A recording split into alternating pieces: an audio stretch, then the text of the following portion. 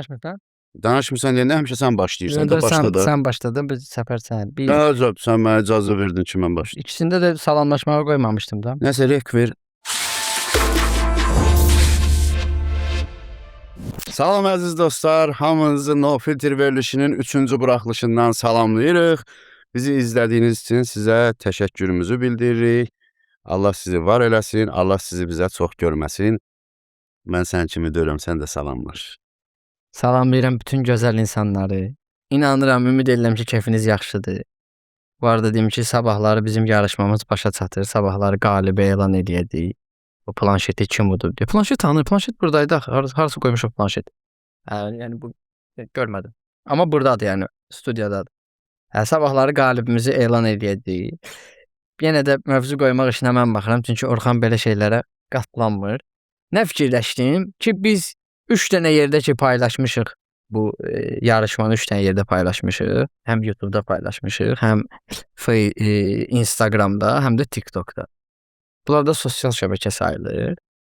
İndi fikirləşirəm ki, gəlin mövzunu sosial şəbəkə qoyaq. Sosial şəbəkələrin insanlara mənfi və ya müsbət tərəflərindən ki, hər ikisi var.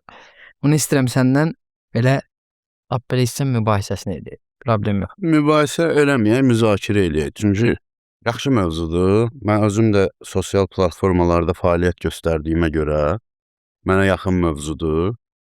Mən düşünürəm ki, sosial şəbəkələrin bizə həm çox faydası oldu, həm də çox ziyanı oldu.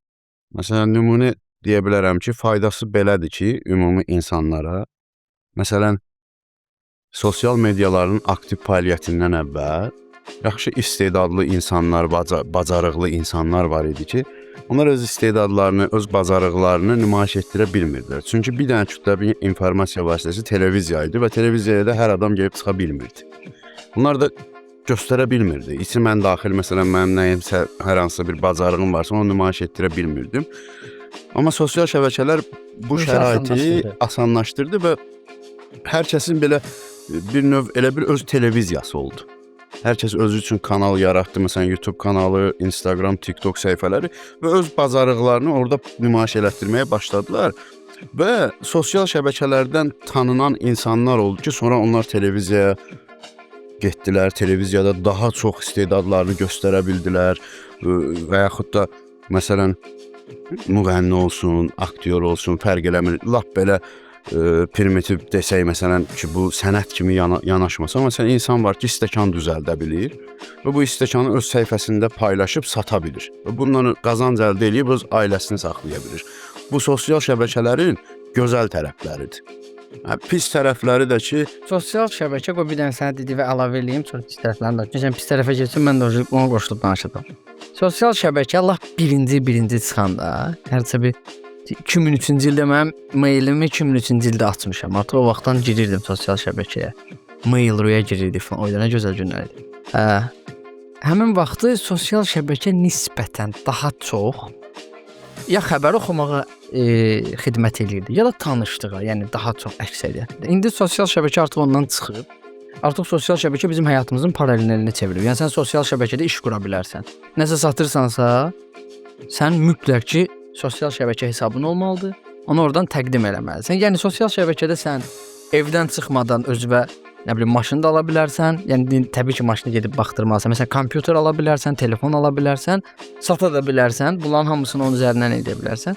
Sosial şəbəkə bizim həyatımızın paralel axımına çevrildi. Amma bir dənə şey var da, sosial şəbəkə zaten həyat onsuz saxta adamlarla doludur. Sosial şəbəkə bunun ultra saxta versiyasıdır. Yəni orada bir fikirləş ki, bir adam dayandığı yerdə saxtakarlıq edə bilər. Bir-birinə sonra sual versən, səni bir aldada bilərəm. İndi bu adam hazırlaşıb nəsə paylaşım eləyəndə gör necə səni aldadacaq. Sosial şəbəkə, yəni deyim kimi, real həyatın paralelidir, amma daha saxta paraleldir. Buna birazdan qayıdacağıq. O sosial şəbəkələrin, o sən dediyin kimi də çox şeyi insanın ayağına gətirməsi necə faydalıdır gör.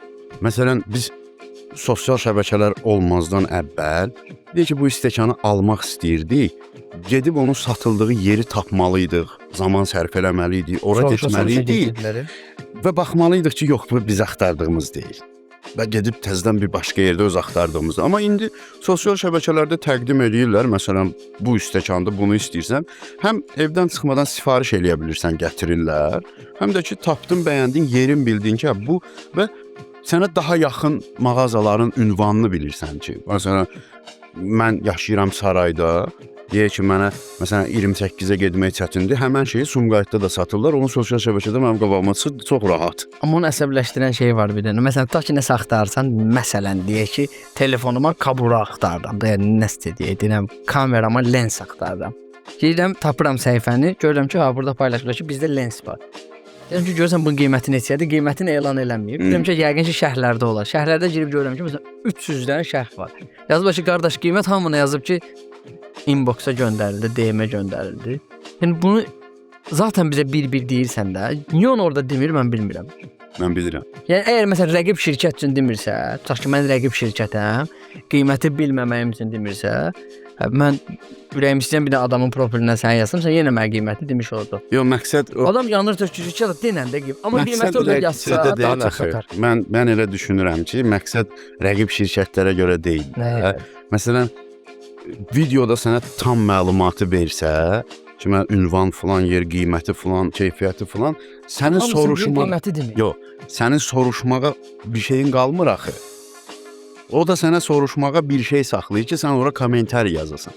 Və kommentarın birinin cavabında qiyməti desə, hamı da girib görəcək ki, qiymət budur, heç kim kommentar yazmayacaq və nəticədə onun videosunun necə deyim, yayılma ehtimalı azalır da. O səbəbdən bu tərəfə haqq verirəm. İndi bu dediyim mənə məntiqli gəldi ki, videonu daha çox gündəmdə saxlamaq üçün yaxşı gedişdi. Amma sırf mən müştəri olaraq yüzlərlə elənçinə satışlar itirib. Yəni məsələn mən tutaq ki, nəsə almaq istəyirəm.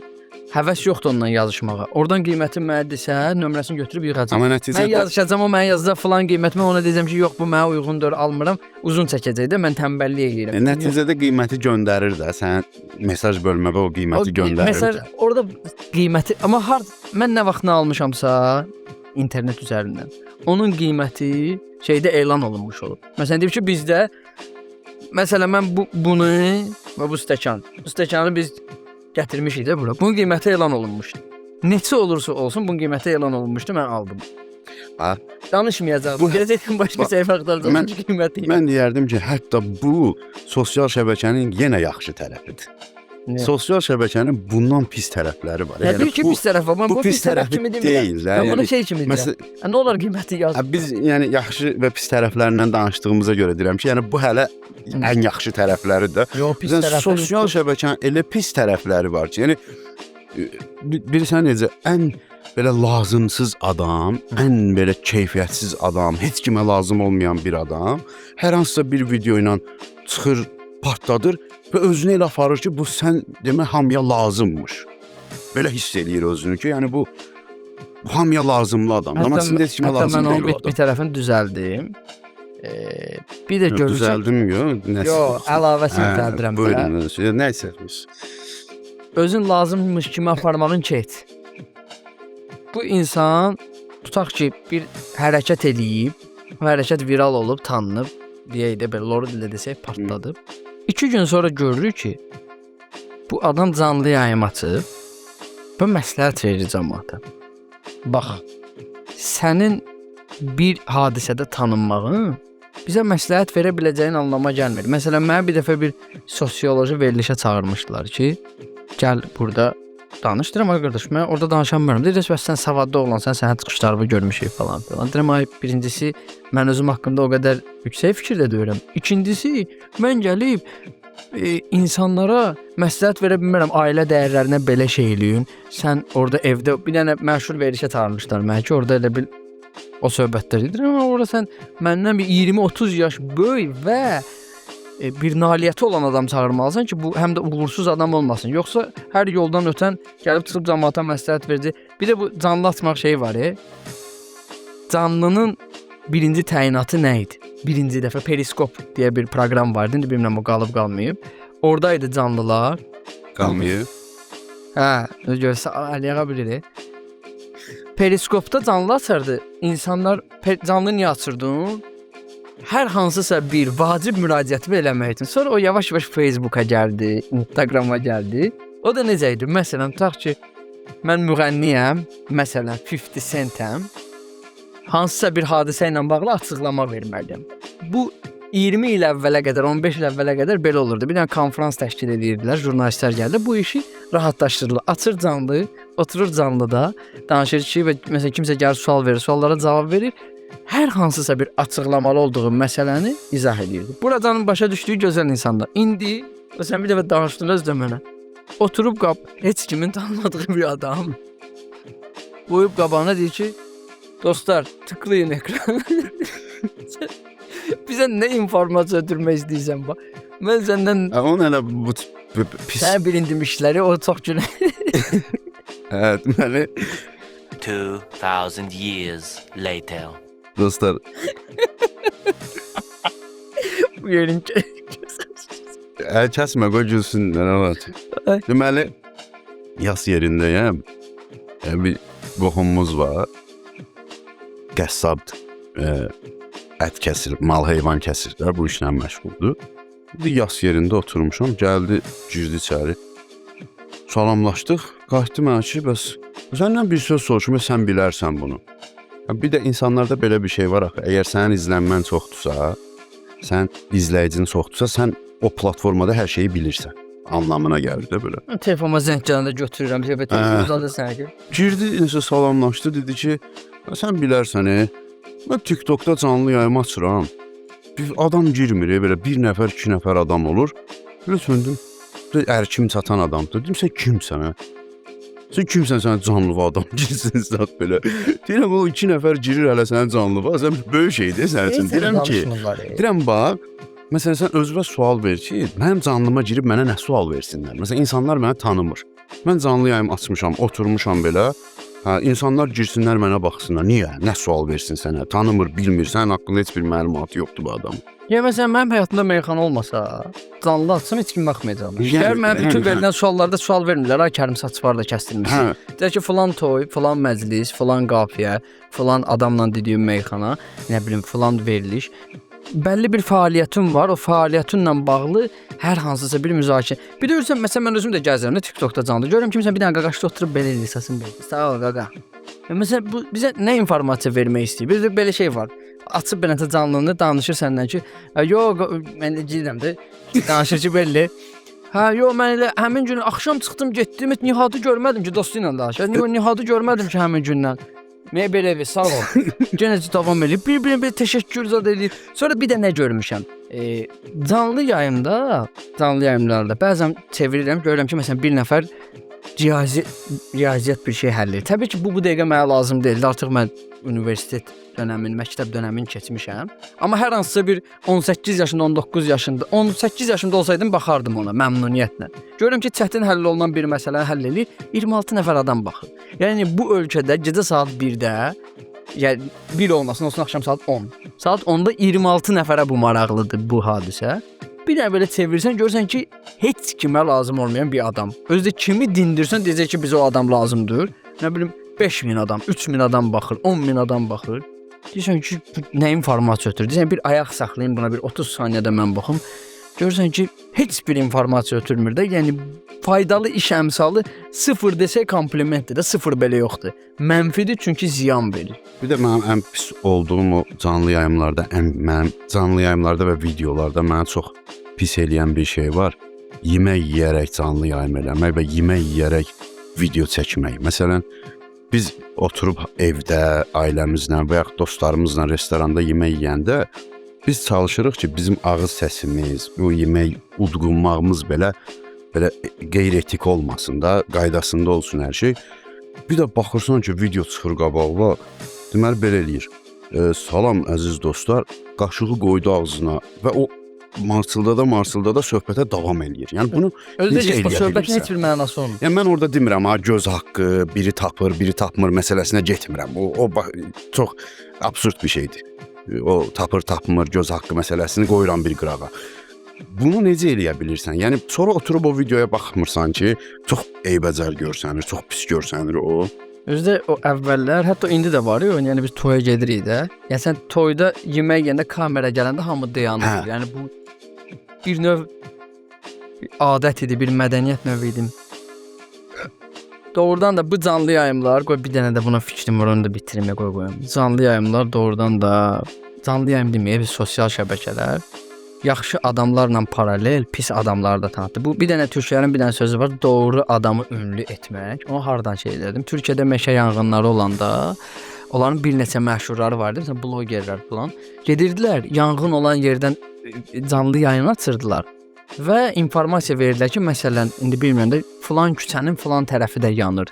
Filan meşəliyin filan tərəfi də yanır. Bir növ xidmət eləyirdilər. Onlar üçün deyirdilər ki, biz vaxtında düzgün adamları ünlü etmişik. Yəni bu adamlar çox izlənir deyə. Bu canlı açanda bunun faydası var. Bəli. Biz Azərbaycanda bunu daha çox yanlış istiqamətdə Mən bunu demək istəyirəm ki, səhv adamları tanıdırıq. bax, sosial şəbəkə insanları məşhur eləyə bilər, amma dəyərli eləməz. Bəzən eləyir axı dəyərli. Təbii ki də dəyərli işlə məşğul olanları dəyərli eləyəcək. Yəni o sən deyirsən, məsələn, lazımlı insanlarla yanaşı lazımsız insanları da məşğul elədi. O lazımsız insanları məşğul eləyəcək, amma dəyərli eləməyəcək. Bilsən necə? Bir də görsən ki, məsələn, sənin özünün də özünə yaxın bildiyin, əziz bildiyin, hörmət elədiyin adam hər hansısa bir sosial şəbəkədə heç də xoş olmayan, xoş yollarla tanınmayan bir adama nə üçünsə təşəkkür eləyir. Necəsə onu paylaşır, nə repost eləyir. O deyir, Konfutsiyin bir dənə sözü var, deyir bir yerdə ki, kiçik insanların kölgəsi böyüyür, deməli orada günəş batır. Mən necə istəyirsiniz, elə də başa düşün. Elə bir söhbəti bura qədər apardıq. Mən istəyirəm bir dənə həmişəki kimi hekayə danışım. Buyurun, hekayə danışır Orxan bəy. Bir kişi həyat yoldaşına xəyanət eləyir. Başqa bir xanımla tanış olur. Nətər olursa bu xanıma bağlanır, bunu istəyir. Və bir müddət sonra bu elə hiss eləyir ki, artıq yoldaşı buna mane olur. Həyatında bir maneədir. Ayrıla da bilmir. Fikirləşir ki, yoldaşını öldürsün. Amma necə öldürsün ki, heç kim bundan şübhələnməsin. Gedir bir nəfərin yanına, deyir ki, bəs mən yoldaşımı öldürmək istəyirəm. Amma istəmirəm ki, kimsə məndən şübhələnsin. Mən elə bir zəhər ver ki, onu birdən-birə öldürməsin. Tədricən öldürsün. Məsələn, bir ay içində öldürsün ki, məndən heç kim şübhələnməsin. Adam baxır bunun üzünə, gülümsüyür. Ötürü belə balaca qabda bir zəhər verir buna. Deyir, apar, gündə bir dəfə yeməyinə qat. Elə ki, hiss eləməsin. Və bu zəhər qatdığın müddət ərzində də onunla xoşlanış, xoş davran, evdə özünü ona istiqamlı göstər ki, səndən şübhələnməsin. Deyir, yaxşı, götürür zəhəri gedir, dediyi kimi də eləyir, hər gün biraz qabına atır zəhərdən və oturub yemək yeyəndə yoldaşı ilə çox mehriban danışır, ona vaxt ayırır, ona qulaq asır. Yəni, hər gün evin içində çox mehriban şəkildə davam eləyirlər belə. Bir neçə gün keçəndən sonra adam görür ki, bəs yoldaşı buna qarşı çox yaxşı münasibət göstərir, bunu çox əzizləyir və buna qulaq asdıqca xoşbəxt olur, peşman olur elədiyi əməldən. Gedir bu həmən adamın yanına, deyir ki, bəs mən çox peşman olmuşam da, mənim yoldaşım istəmirəm ölsün, o 15 gündür, 10 gündür, bilmirəm nə qədərsə buna zəhər vermişəm, amma ölməyini istəmirəm də, mənə kömək elə. Deyir, niyə, nə oldu? Deyir ki, mənim əslində yoldaşım çox gözəl insan imiş, məni çox sevirmiş, mən onu təzədən sevməyə başladım, mən gördüm ki, səhv eləyirəm, xahiş edirəm, mənə elə kömək elə ki, o ölməsin. Adam gülümsüyür, baxır üzünə, deyir ki, mənim sənə verdiyim zəhərdir, sadəcə bir dənə baharat idi, amma sənin yoldaşı dəyişdirən o baharat yox. Sənin ona ayırdığın zaman, sənin ona göstərdiyin diqqət və sevgi idi. Gözəl. Və o deməkdir ki, ailəmizə, sevdiklərimizə, yaxınlarımıza zaman ayıraq, onları dinləyək, onlara qulaq asaq və onlarla mehriban olaq. Bəli. Davam edirik. Sosial Qabın şəbəkənin içində dördüydü, sənin içində idi. Onu atdım. Sosial şəbəkələrlə davam. Bir dənə bax, mənə çox maraqlı bir də. Mən həmişə belə suallar verirəm. Bax, keçən səfər qonşu soruşmuşdum. Bir dənə sual verirəm və bu suala çox xahiş edirəm, mənə bir məntiqli açıqlama et. Görürəm ki, bir nəfər canlı atıb, ciddidirəm, ciddi sual verirəm. Mənə maraqlı, canlı atıb, təyyarədədir, təyyarə qalxmağa hazırlaşır, yəni yerdədir, peron ərazisindədir, perondadır, bir gedir. Pəncərədən çölü çəkir, 1000 nəfərə yaxın adam baxır. Niyə? Bax, təyyarə bir nəqliyyat növüdür.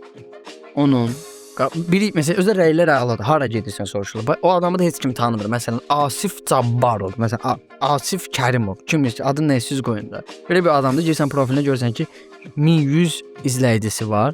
Buna qədər həm həyatda quşların videosunu paylaşıb 65 baxış gəlib. Bir dəfə maşının beləcə çəkib ki, qardaş biz heç kimdən qorxmamışıq indi ki. Bir dənə elə edit edib düzəldib özü üçün. Bir dənə Süleyman Çakırın səsini qoyub falan belə. Növbətidə də canlı açıb təyyarədən çölü çəkir. Dəli kimi insanlar sual verdilər ki, hara gedirsən? Biri də dirəşib orada dayanmadan yazır ki, salonu çək. Mənə salonu göstər. Mənə maraqlıdır ki, məsələn, tutaq ki, bu adam gedir Moskvaya. Bakıdan Moskvaya uçur, salonu da göstərdi. Bu sizin həyatınızda nəyi dəyişir? O adam niyə canlı açıb və o adam da nədir? Belə hə qardaşlar, indi təyyarə qalxacaq, onda sən təyyarə indi qalxacaq. Mən canlını bağlamaq məcburiyyətində olacağam. Siz izləmə atın, follow atın ki, mən düşəndə yenə canlı açım. Bu hələ bir də planlayır ki, düşəndə canlı açacağam. Yəni mən də başa düşmək istəyirəm ki, təyyarənin uçmasına niyə bu qədər insan baxır? Tək təyyarə deyil ki o. Avtobusla gedəndə heç yerə canlı açır. Yox, minlərlə nümunə var ki, məsələn, adam oturur qabağında nə bilim çay içir məsələn üçün canlı yayım açıb stəkanı göstərir və insanlar ondan oturub söhbət edir. Nə bilim. Dedə ki, özünü göstər belə ya mövzunu göstərirlər. Ya məsələn üçün etiraz deyil. İstirahətə gedib sağ ki hansısa bir dağlıq yerə, nə bilim bir meşəyə canlı yayım açıb belə ağacları göstərir, insanlar ona sual verir. Onu məsələn tutaq ki, getmisən Azərbaycanın nə gözəl güşələrindən birinə, bir yaylardasan. Dağ, güllər, çiçəklər açırsan canlı ki, ay insanlar baxın Azərbaycan. Buna bir söz demirəm. Get Parisdə canlı at. Get nə bilim bir təyyarənin çölündən aeroportu çəkirsən və orada insanlar bax, məsələn bu tanınmış bir müğənni ola. Məsələn deyək ki, Aygün Kazımova canlı açıb, gəlirlər soruşurlar ki, ay Aygün xanım hara gedirsiniz? Əla. Pərəstişkarlarıdır. Müğənnilərini, sənətçilərini, sənətkarının hara getdiyini bilmək istəyir. Bəlkə o həmin şəhərdədir onun qarşısında. Sən nəyə gərək? Deyir ki, biri yazıb ki, salonu niyə göstərir? Salonu niyə göstərmirsən? Bax, deməli sən canlı yayım açıb, yemək yeyən adama 10.000 adamın baxdığına təəccüblənmirsən, təyyarənin qənədini göstərən adama təəccüblənirsən. Yəni bir adam, məsələn mən, Orxan Əbəlfəzli, mənim TikTokda 1 milyon, Instagramda yarım milyondan yuxarı və YouTube'da da 1 milyon izləyicim var. Təsəvvür elə ki, mən canlı yayım açıram, yemək yeyirəm canlı yayımda və 10.000 insan oturub mənə baxır. Bu çox paranormal hadisədir. Yəni, belə bir şey yox. Mən təəccüblənmirəm demədim. Deyirəm ki, sən belə məsələn, tutaq ki, sabahları sən, hər hansısa bir başqa tanınmış adam təyyarədən canlı yayım açsa, deyək ki, açsa, İnsanlar da gəlib ondan soruşsa ki, hara gedirsən? Nisbətən başa düşərəm. Deyək ki, Namiq Qaraçuxurlu canlı açır. Bir nəfər də gəlir yazır ki, şair hara gedirsiniz? Öyrənmək istəyir ki, bəlkə mən xaricdəyəm, bəlkə mənim olduğum şəhərə gəlirəm, bəlkə mən Naxçıvandayam, Naxçıvanda gəlirsən, konsertin olacaq, gedim ora. Bir də var ki, dediyin kimi, məsələn, həmin adama dedilər ki, nə yeyirsən? Yəni, nə bilim, mənə çatmır da, yəni canlı yayının təyinat üzrə, ümumiyyətlə bu sosial şəbəkədə təyinatı üzrə istifadə olunmuyor. Məsələn, WhatsApp-da səs atmaq. WhatsApp-da səs atmaq nədir? Gözəl insanlar, izah edirəm. İzah eləmirəm. Mən bunu dədəmin evindən gətirməmişəm. Bunun birinci çıxanda elə yazmışdılar. Əgər əllərin, yəni məşğuldursa, həmin an, yəni belə yaza bilmirsən. Deyək ki, nə bilim, yara dəlin və ya nə bilim, nəsə iş görürsən, maşında gedirsən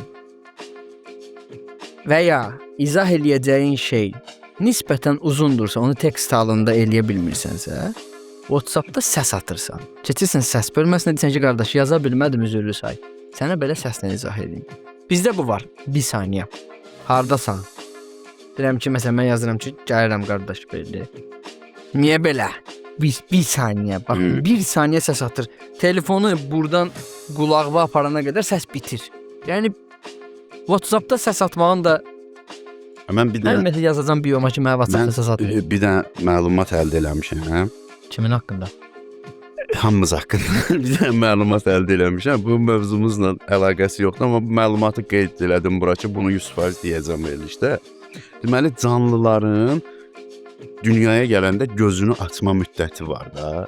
Bilirsiniz də, bunu hər canlıda eyni olmur da. Bu TikTok canlısından keçdi real belə canlıların sözdən söz. Canlıların dünyaya gələndə gözünü açma müddəti var. Hər canlıda fərqli olur. Deməli, inəklərdə bu olur doğulan kimi, keçilərdə olur 2 saata, yəni 2 saat sonra gözünü açır. Pişiklər 6 günə gözünü açır, it 10 günə gözünü açır, insanlar isə evlənəndən sonra. Bu evlənəndən sonra hissəsi bilmirəm. Bu keçən səfər də mənə dedi ki, sən falan şey bilmirsən. Yəni mən subayam deyə mənə deyir, o nədir o? Yox, sən yəni Mən yəni hələ gözüm bağlıdır da. hələ gözüm, sən evlənəndən sonra gözün açılacaqsan. Bir də mən nə demək Kişidən istəyirəm? soruşurlar ki, hardansan, dirələ Kərim, evlənmişəm. mən mövzumuzla bağlı nə demək istəyirəm? Bu sosial şəbəkənin yaxşı pis tərəfləri olduğu kimi, hər şeyin yaxşı pis tərəfləri var. Məsələn, avtomobilin ümumiyyətlə yaranma məqsədi, yaranmaq səbəbi insanları A nöqtəsindən B nöqtəsinə zamanında çatdırmaq. Daha sürətli. Daha sürətli. Məsələn, düşünək ki, avtomobil olmazdan əvvəl insanlar atla, məsələn, Şamaxıdan Bakıya gəlmək üçün deyək ki, 3 gün vaxt sərf edirdi. İndi 1 saat ərzində gedib gələ bilir də. Bu yaxşı haldır. Bu avtomobilin yaxşı tərəfidir. Və bir də var avtoxuliqanlıq eləyənlər, bilərəkdən insanlara məsələn təhlükə yaradanlar, hə, bir məqsədli şəkildə eləyirlər də bunu. Məsələn, bir insan çıxıb evindən A nöqtəsindən B nöqtəsinə getmək üçün və digər şəxs də başlayır ona təhlükəli manevrlar eləyib onun həyatını riskə atmağa. Bu halda avtomobil olur pis. Burada da əsas günah, yəni günah burada elə bil yarı-bayarı paylanır da. Həm o təhlükəli manevr eləyənlərdə də günah. Bir də bu elə bil 40%, 50% günah bilsən kimdədir? Buna qəhrəmanlıq kimi baxanlardadır. Sən deyir filan kəs yaxşı maşın sürür, yaxşı maşın sürmək nə edirsən? Deyir o gəldi, nə bilim, 2 dəfə maşının arxasını fırlatdı, nə bilim. Deyir amma bu yaxşı maşın sürmək deyil. Bu təhlükəli bir şeydir. Yəni siz elə şeylərə əhsən deyirsiniz ki, orada insan ölə bilər. İnsan ölə biləcəyi riskli və heç bir mahiyyəti yoxdur. Yəni sən vətən qurtarmırsan ki, deyək ki, sən həyatını riskə atırsan. Yəni sənin avtoxuliqanlıq eləməyinlə, təhlükəli manevr eləməyinlə heç kimə bir faydan yoxdur. Və yəni o indi artıq elə bir yaşa çatmışam ki, əksər avtoxuliqanlardan bu dəqiqə yaşda böyüyəm. Ümumiyyətlə sabahlar Allah göstərməsin, qəza eləsəniz, dünyadan köçsəniz, sizə əhsən deyən adamların heç biri məzardaşınızın yerin bilməyəcəyi. Bir dənə oranı tanısa adamın anası atası tanıyır. Yəni onlar heç 20 günə, 30 günə sizə aid bütün informasiyalar həmin insanların beynindən silinəcək. Siz maksimum TikTokda hər hansısa bir edit olacaqsınız. Bir slogan var, sürət yolu məsafəni qısaltmır, ömrü qısaldır. Həqiqətdir bu. Bax, deməli, mən dəfələrlə oldu, mən də neçə illərdir maşın sürürəm yolda. Deməli, bir nəfər gəlir, arxadan miqat edir, siqnal verir, özünü öldürür ki, yol ver. Çəkirsən sağa, yol verirsən və həmən avtomobil sənin qabağında gedir. Gedə bilmir də, yəni zaten sənin gedə biləcəyin yer bu qədərdir. Adam elə bilərək də ona yol verir ki, keç görüm hara gedir. Keçir qabağında gedir. Yəni bu ya deyək ki, fərz eləyək ki, bax ikimiz də eyni yerə gedirik. Sən məndən ora 3 dəqiqə tez çatdın. Yəni bu sənə nə verdi?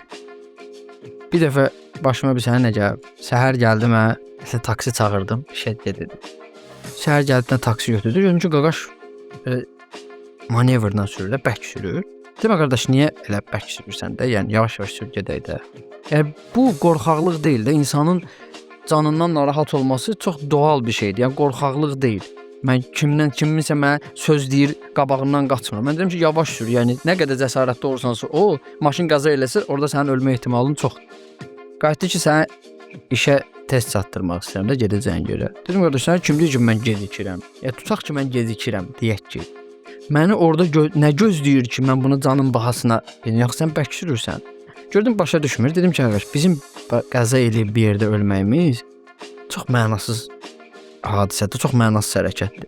Belə onu belə lor dildə izah edirəm ona. Qayıtdı ki, niyə mənasız hərəkətdir? Dedim, Allah göstərməsin. Fikirləş ki, girdiyi bir yerdə başımıza bir iş gəldi. Xəstəxanadayıq da ikimiz də. İkimizin də atası gəlib ora bir-birlərinə təsəlli verəmirlər, çünki bir-birlərini tanımırlar. Mən səni tanımıram, sən məni tanımırsan, atalarımız da bir-birini tanımır. Yəni mənim atam səni ataba qucaqlayıb deyə bilməyəcək ki, ay filan kəs kişi, görürsən balalarımızın başına nə gəldi? İkisi də bu dəqiqə həkim nəzarətində yatırlar. Yəni gör nə qədər mənasız hadisədir. Biz heç nəyin uğrunda sadəcə sən maşını bərk sürürsən deyə bu boyda hadisə yaşana bilər. Yavaş sür, mən gecikəcəm. Mən işdən çıxardacaqlar gediksəm. Ölmürəm ki. Gedək də yavaş-yavaş. Biliyorsan nerede oynamağa gedir? Tələsir.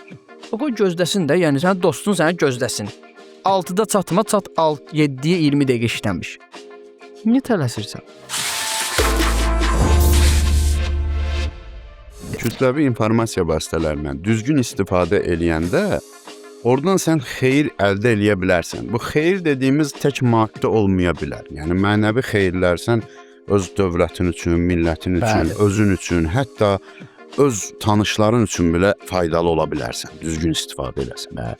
Bir də sən nəyə fikir vermişəm? Qoy bunu deyim, yadımdan çıxacaq. Əslində bunu əvvəldə deməydim, indi deyim. Fikir ver. Hər sosial şəbəkənin öz xarakteri var. Facebookdakı insanlara baxsan elə bilərsən hamısı alim demək olar ki də. Hansının səhifəsinə girsən görsən ki, elmi dərəcəsi.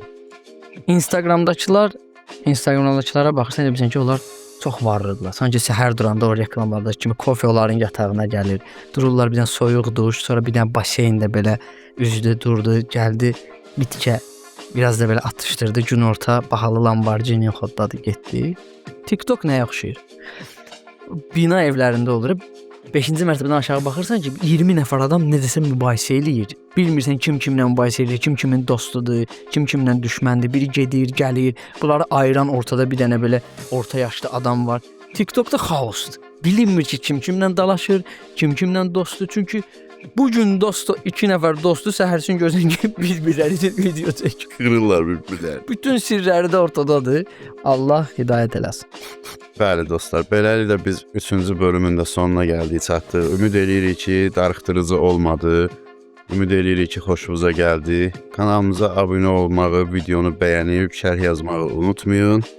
Mən də sizlə sağollaşıram, gözəl insanlar.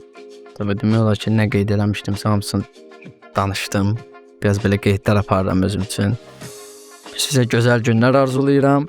Növbəti verilişdə daha dinamik, daha xoş əhval-ruhiyyə ilə görüşərik. Maşını yavaş sürün. Bəli, ənənəyə sadiq qalaraq sonda onu demək istəyirəm ki, mən kimlə arama divar hörmüşəmsə, daşın palçığın elə o özüm. Quru palçıq divara yapışmaz dostlar. Dur Əliağa, stop kadr.